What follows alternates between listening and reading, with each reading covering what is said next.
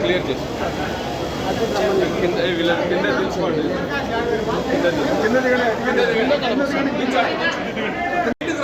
Rope white సరే సరే బాబు చూస్తున్నా sir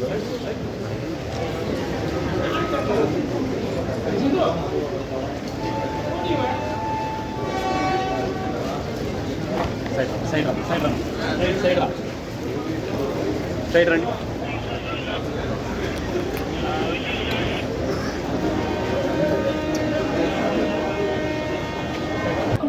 Express via will arrive shortly on platform number 1.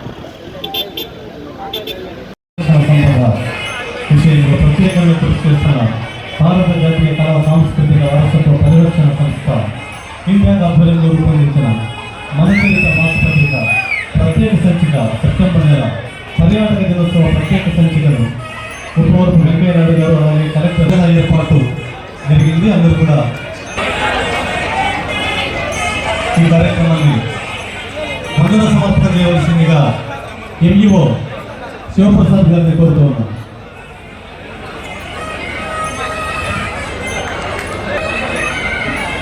కార్యక్రమం జరగడానికి మమ్మీ డాడీ బీడీ డాడీ కేడీ ఈ మాటలు మనకు తెలుసు. అమ్మ అంటే అంతరాల నుంచి వస్తుంది, అంతరాల నుంచి వస్తుంది, లోపల నుంచి వస్తుంది. మమ్మీ అంటే మూతిలో నుంచి వస్తుంది. ఒకసారి సాయంత్రం వెళ్ళి కావాలంటే రాత్రి ఫ్రై చేసుకొని చూడండి. అమ్మా అంటే ఎక్కడి నుంచి వస్తుంది, మమ్మీ అంటే ఎక్కడి నుంచి వస్తుంది. అందుకని మనం ఎవరైతే ఉన్నామో మనం తెలుగు వాళ్ళం, మన తెలుగు భాషలో మాట్లాడుకోవాలి. ఎలా చెప్పారు కదా, ఇంట్లో వీధిలో గుడిలో బడిలో అమ్మ గుడిలో మాట్లాడి నాలుగు బడిలో కూడా తెలుగు భాషలోనే మాట్లాడుకోవాలనే ప్రతిజ్ఞ మనం అందరం తీసుకోవచ్చు.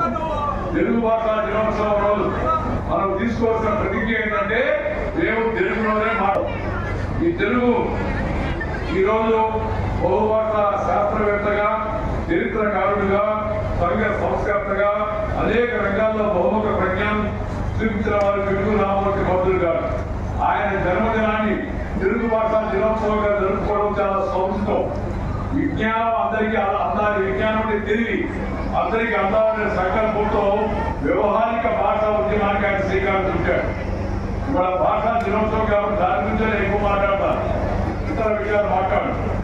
ప్రజలకు అర్థం కాని భాషలో ఉన్న విజ్ఞానాన్ని సమాజానికి మేలు చేయని ఆయన రోజు గుర్తించి ఆయన తెలుగు భాషలో ప్రజల పాలన చేశాడు. ప్రజలకు అర్థమయ్యే మాట గ్రాంధికమే గ్రంథాల పాత్రగా జనాకూడదు అవుతున్న రోజుల్లో ఆయన పుస్తకాల్లో